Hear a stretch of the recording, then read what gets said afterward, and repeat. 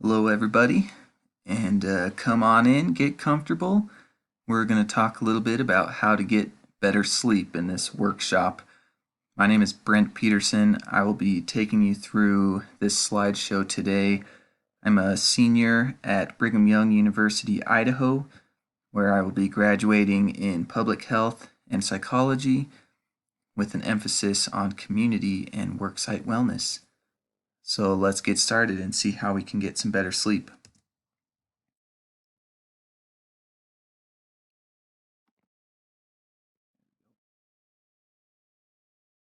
First off, just some recommendations or some background on sleep in general. The Centers for Disease Control and Prevention, or the CDC, as you've probably heard of them before, they recommend that for school-aged children who are 6 to 12 years old, that you receive 9 to 12 hours of sleep per 24 hours. So every day or 24-hour period, you're receiving 9 to 12 hours of sleep. For teens, 13 to 18 years old, it's 8 to 10 hours, so a little less, but still very important that you can receive the sleep in that window for this age group.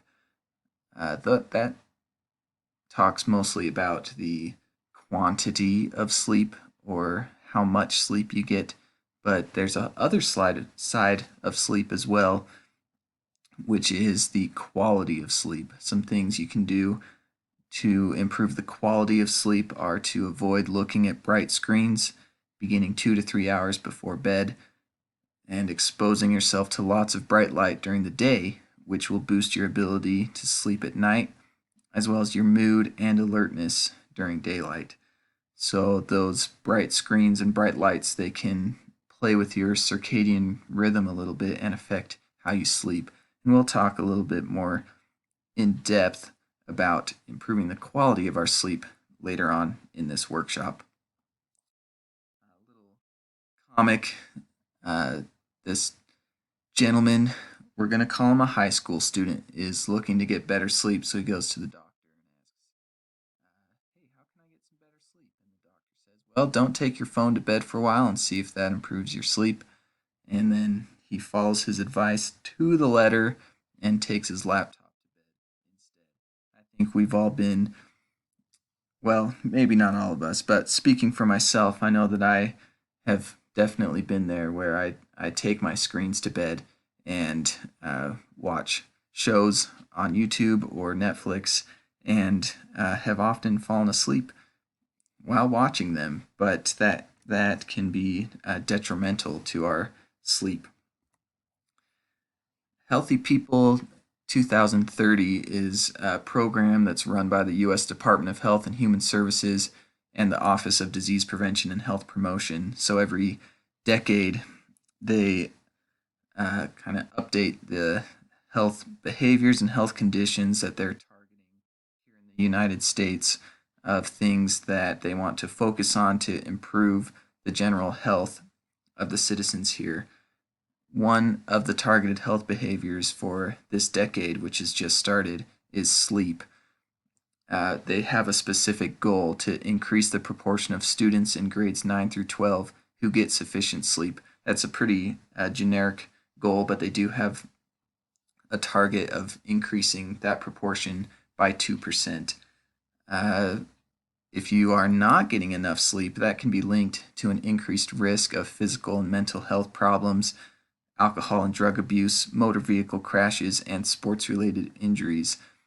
Adolescents who don't get enough sleep may also do worse in school. So there are a lot of aspects that can be affected by sleep, your overall health, as well as safety and academics as well. So 3 in 4 high school students do not receive sufficient sleep on a school night. Only 25% of high school students did receive that sufficient sleep on a school night, according to the Healthy People website in 2017 is when they collected their data. So their target is to get that up to 27%, which I think is easily attainable, and we can be a part of reaching that goal. Some other benefits of sleep. It increases our concentration attention, decision making, creativity, all of those things can help with our academic aspect, helping us be better students by getting enough sleep. It can also increase our social skills and our overall health. The decreases that come when we get enough sleep are decreases in mood changes, stress, anger, impulsiveness, and the tendency to drink and smoke. All of these things come because of sleep. So let's talk screen time. The reason why it is suggested that we avoid looking at those bright screens is because they emit blue light, and that blue light interferes with our brain's process of producing melatonin. And melatonin is a hormone that helps you fall and stay asleep.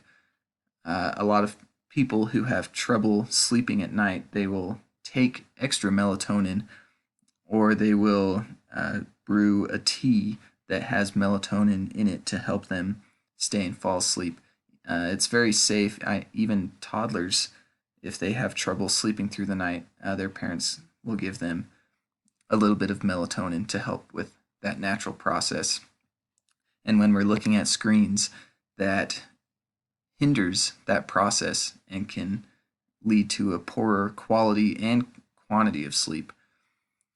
So one thing that we can do is to dim the lights on our devices, or better yet, to put screens away altogether before we actively try to fall asleep. I know it's very difficult to put screens away for 2 to 3 hours before bed, especially when that's when you have the most time that you're available to catch up on social media or watch TV, things of those natures. So we just ask that you at least turn down the brightness on your phones and laptops. Most of them will have a dark or a night mode. It has a symbol similar to this moon on most. So our invitation to you is to try that now. Wherever you are, find where you can access that dark night mode on your smartphone and turn it on. Usually they'll turn on automatically as a setting to where whatever the sunset time is where you're living, then it just automatically turns on the night mode, which helps block some of those blue and green light waves and emits more red, which does not interfere with your sleep. So you can look for that in your settings or widgets. Okay, thank you everyone for participating, and sleep easy.